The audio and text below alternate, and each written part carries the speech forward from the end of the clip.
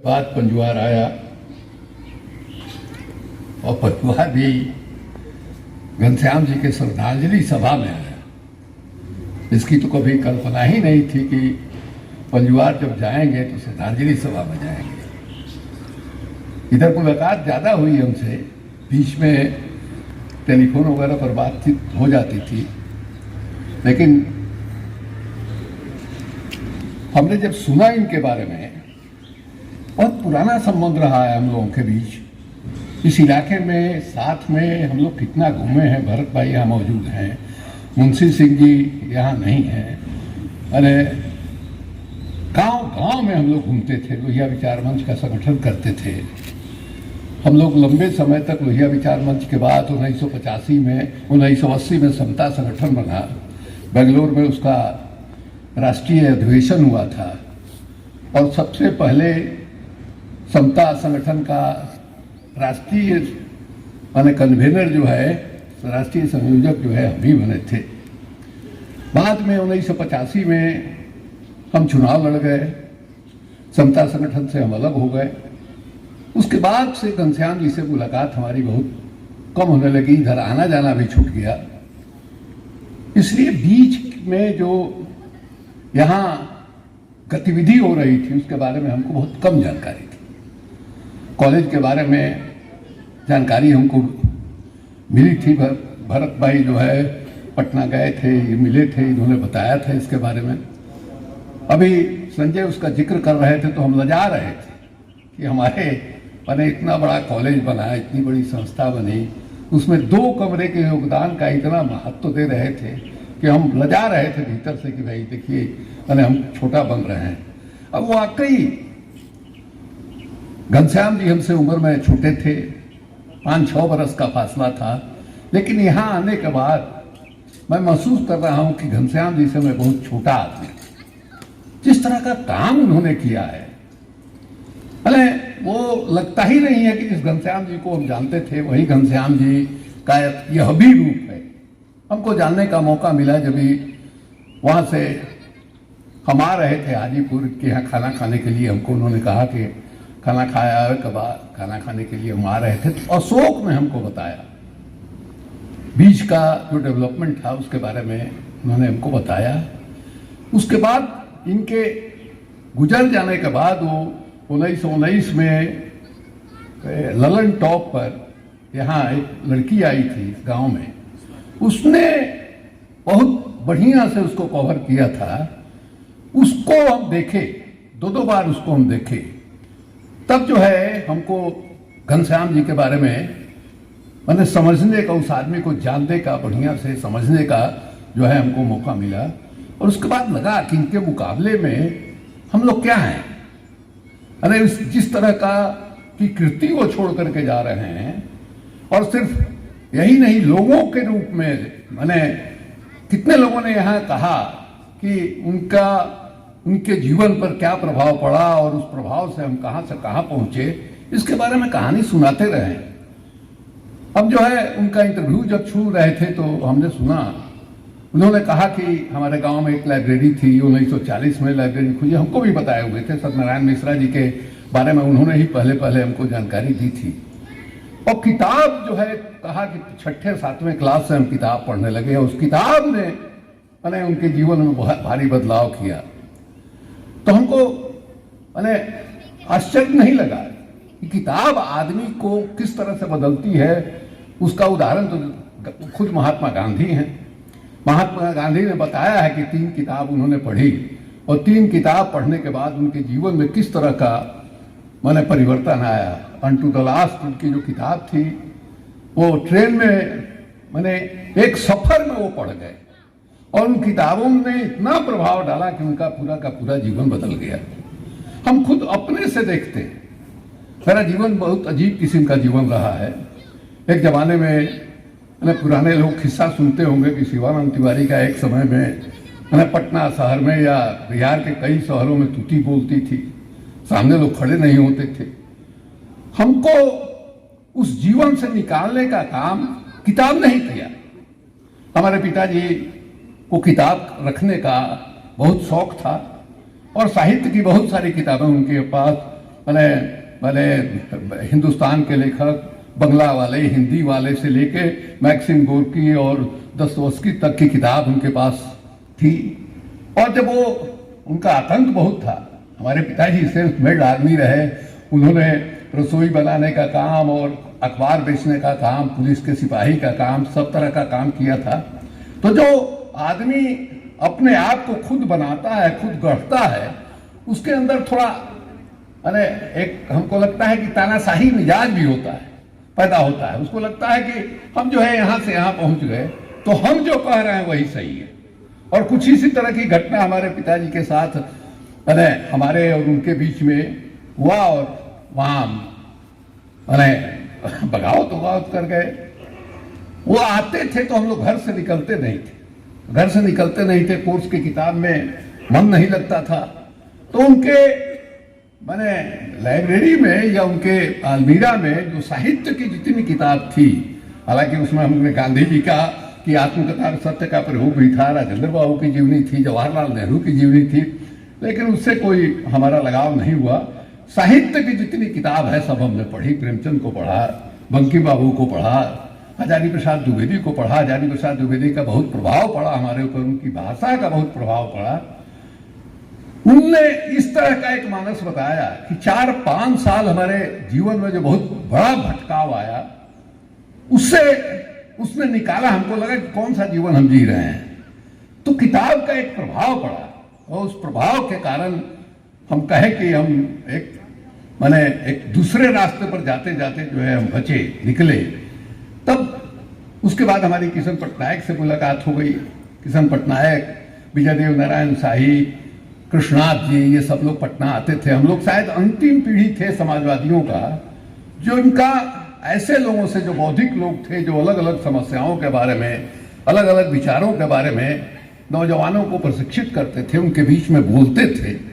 उनमें हम लोग अंतिम भी पीढ़ी के थे कि उन लोगों को हम लोगों ने सुना।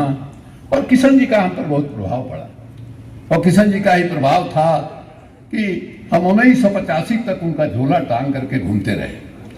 उसके बाद हम चुनाव लड़ गए। उसके बाद भी थोड़ा हम बच्चे जो रह गए, हमने उस ढंग से राजनीति में कंप्रोमाइज नहीं किया, उस ढंग से हमने किसी का सामने नजर गिराकर बात नहीं किया। तो उसकी वजह थी कि जो एक वैचारिक आधार मिला, और एक सब कुछ गिरावट के बावजूद भी कि ये खूंटा है, इस खूंटा से हम इससे आगे नहीं जाएंगे, ये एक संबल जो है उसी आंदोलन की वजह से मिला। लेकिन उसके बावजूद जब हम देखते हैं कि घनश्याम जी ने किस ढंग से खड़ा किया, इतनी संस्थाओं को किस ढंग से मदद मिली, तो उसमें हमको लगता है कि उनके जीवन पर गांधी का प्रभाव बहुत था। हालांकि लोहियावादी थे, लोहिया ने भी उनको बहुत प्रभावित किया था, लेकिन लोहिया बोली में गांधीवादी नहीं थे, वो थोड़ा कटु थे। जवाहरलाल नेहरू के खिलाफ जिस ढंग से उन्होंने जिस तरह के बातों का इस्तेमाल किया है, उससे कभी कभी हमको भी लगता है कि ये थोड़ा ज़्यादा जो है वो कटु हो गए हैं। तो लेकिन वो विचार का जो भी प्रभाव पड़ा हो, लेकिन जीवन उन्होंने गांधी के साथ ही जिया। गांधी ने जो कहा कि मेरा जीवन ही संदेश है, तो आज जो है घनश्याम शुक्ल का जीवन ही उनका संदेश है। और इसीलिए हमको लगा कि जिस तरह का जीवन उन्होंने जिया है, उस तरह का जीवन तो हम लोग नहीं जी पाए। एक समय था, हमने देखा है, अनुभव के आधार पर हमने देखा है, राजनीति में जो गिरावट आई है उसको भी हमने देखा है। 1952 में हमारे पिताजी विधायक बन गए थे, 1952 में हम लोग एमएलए फ्लैट आ गए थे। उस समय जो विधायक थे उनको भी हम लोगों ने देखा, और धीरे धीरे किस तरह से गिरावट आई। और गिरावट के पीछे एक बड़ा कारण हमको लगता है कि हम लोगों के यहाँ जो लोकतंत्र है और पार्लियामेंट्री डेमोक्रेसी है, इसमें जनप्रतिनिधियों को बनाने से ज्यादा वो बिगाड़ने का काम करती हैं। ओम प्रकाश जी यहाँ मौजूद हैं। अब बताइए, संसद में जाके जो सेंट्रल हॉल में बैठता है और जो रुतबा एक मिलता है, जिस तरह की सुविधाएं मिलती हैं, उसके बाद उसको छोड़ने का कौन चाहेगा।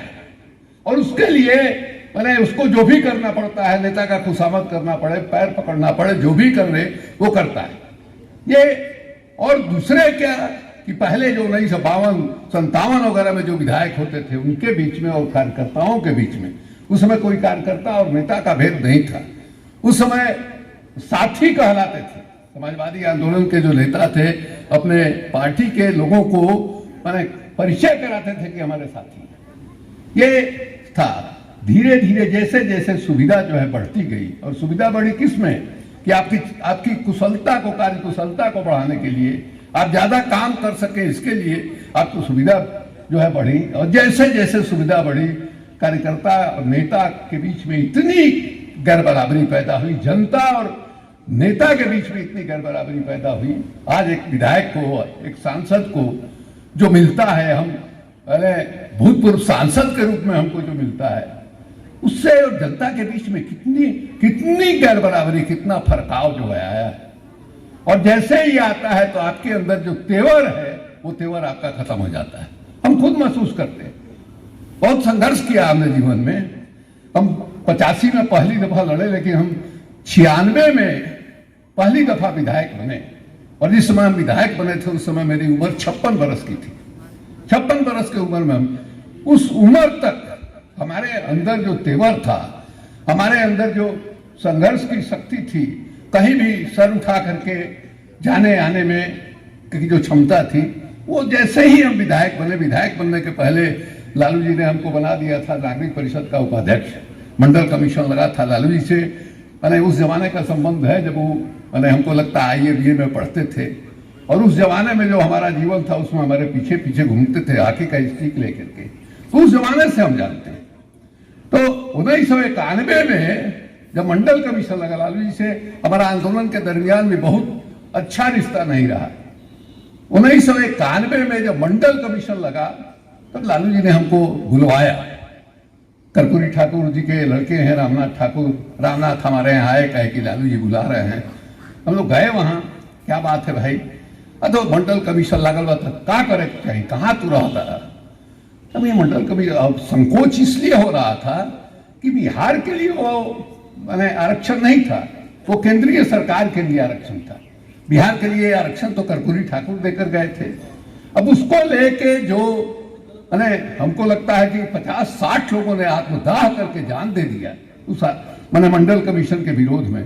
करीब करीब 100 जगह गोली चली होगी। देश का वातावरण इतना विषाक्त हो गया था जिसका कोई हिसाब किताब नहीं। एक सज्जन यहाँ चर्चा कर रहे थे, तो लालू जी ने जब कहा कि क्या करके चाहिए, तो हमने कहा कि सड़क पर निकलो तो दंगा हो जाएगा, कि लोग तुम्हारे ऊपर ढेला चलाएंगे, धूल गर्दा फेंकेंगे, गाली देंगे, तब जो है पिछड़ा जगेगा। घर में बैठे रहने से, किला में बंद रहने से पिछड़ों में जागृति नहीं आएगी। और हम लोग रोड पर निकले और मंडल कमीशन के समर्थन में गांधी मैदान में जो पहली रैली हुई, जिसमें विश्वनाथ प्रताप सिंह जी भी आए थे, जिसमें मैंने करुणानिधि, फारूक अब्दुल्ला वगैरह भी आए थे, उस रैली के लिए जब मैंने मोबिलाइजेशन होने लगा और हेलीकॉप्टर से रोज सभा होने लगी, कोई दिन ऐसा नहीं था कि हेलीकॉप्टर जो है बगैर हमारे उड़ा हो। उस समय जो एक बदलाव आया, एक परिवर्तन आया, उसके बाद लालू जी ने हमको बना दिया, क्या नाम है, 90 का हम चुनाव इंडिपेंडेंट लड़े थे। चंद्रशेखर जी से हमारा मतभेद हो गया था, चंद्रशेखर जी ने हमारा टिकट काट दिया था। अब हम 250-300 वोट से निर्दलीय लड़े थे, हार गए थे। तो नागरिक परिषद के उपाध्यक्ष बने, हमको स्टेट मिनिस्टर का दर्जा पैदा हो मिला। उसके बाद लालू जी से भी झंझट हुआ। वो सब एक अलग कहानी है। हम ये कह रहे थे कि जो मेरा व्यक्तिगत तजुर्बा है वही है कि जितना ही सुविधाओं से आप लैस होते हैं, उतना आपके अंदर आप भीतर से वो सुविधा आपको कमजोर बनाती। ये हमेशा सुविधाओं को इन्होंने दुत्कारा। तो पहले बताइए, और घनश्याम शुक्ल जी के बारे में हमने सुना कि रिटायरमेंट के बाद जो कुछ उनको पैसा मिला उन्होंने कॉलेज में जमा कर दिया। यहां तक कि सुनते हैं कि पेंशन का जो पैसा है वो भी कॉलेज के ही खाते में चला जाता है। जो आदमी इस तरह से माने अभाव को अपने ऊपर माने उसको ढोता, अपने सर पर लादता है, क्रांतिकारिता इसीलिए उनकी बची रही है। जिस ढंग का जीवन जीले हम कल्पना नहीं कर सकते हैं भाई। माँ के बारे में पता लगा कि उन्होंने श्राद्ध तक नहीं किया। हम अपनी माँ का श्राद्ध नहीं करना चाहते थे, लेकिन हमको झुकना पड़ा। हमारी पत्नी उपवास पर चली गई, हमारी भौजाई चली गई, हमारी भौवा चली गई, मेरी छोटी बहन, खाना 4 शाम हमारे घर में नहीं बना। अंततः का तो हमारा दोस्त है मिथिलेश कुमार सिंह, छपरा से विधायक भी एक बार रहे, उन्होंने आके कहा कि भाई आप नहीं करने दे रहे हैं, इसका मतलब है कि आप मानते हैं कि इस घर पर एकमात्र अधिकार आप ही का है। तो अंत में हमको सरेंडर करना पड़ा, नहीं कर पाए। और उस काम को मैंने घनश्याम जी ने किया। ये सारा काम उनका ऐसा है, उनको मैंने प्रणाम उनके स्मृति को मैं करता हूं। अभी पटना में जो श्रद्धांजलि सभा हो रही थी, संजय वहां मौजूद थे। यहाँ विक्रम कुंवर भी है, विक्रम ने कहा कि वहां मूर्ति लगाई जाए। हम मूर्ति लगाने में बहुत विश्वास नहीं करते हैं। हम ये कहेंगे कि जो संस्थाओं को खड़ा किया है घनश्याम शुक्ल ने, वो संस्थाएं माने चलती रहे, वो संस्थाएं मरे नहीं। बहुत मुश्किल होता है इस तरह के संस्थाओं को खड़ा करना, और खड़ा करने के बाद उनको चलाना ये साधारण काम नहीं है। तरह तरह की ताकतें जो है आपको बाधित करती हैं, आपको रोकने का काम करती हैं। तो सबसे बड़ी श्रद्धांजलि इस गांव के, जवार के, उनके चाहने वालों की से मैं यही अपेक्षा करूंगा, जो भी उन्होंने बनाया है वो कम से कम उससे नीचे नहीं जाए। आपको साधुवाद तो उस समय दिया जाएगा जब आप उसको और आगे बढ़ाते हैं और उसको ऊपर उठाते हैं। यही सच्ची श्रद्धांजलि होगी। और हम लोग भी मैंने घनश्याम जी के चाहने वालों में हैं, उनके प्रशंसक हैं। जब भी कोई जरूरत होगी इस काम के लिए, उनकी संस्थाओं को मदद करने के लिए, हम लोग निश्चित रूप से खुशी होगी, बल्कि फख्र महसूस होगा और हमको संतोष होगा कि हम भी कुछ काम आए। तो आज जो है यही सब लोगों को हमने सुना, बहुत अच्छा लगा, हम आए। और हमारा सौभाग्य है कि आज के दिन हम उपस्थित हुए जब सब लोग उनको याद कर रहे थे, और यहाँ आने के बाद और थोड़ा उनके व्यक्तित्व के बारे में प्रकाश हमको मिला, समझदारी मिली। इसी के साथ उनकी स्मृति को प्रणाम करते हुए, एक साथी को सलाम करते हुए अपनी बात को खत्म करता हूँ। बहुत बहुत धन्यवाद। गुरु जी का एक बस 2 मिनट। जी हाँ, JR कॉन्वेंट दोन में सत्र 20-21-22 के लिए नामांकन प्रारंभ। वर्ग नर्सरी से 11वीं तक आज ही संपर्क करें। JR convent, Sunita Vidyanagari, Don, Darauli, Siwan, Bihar. Mobile number 7547045118 9576466461।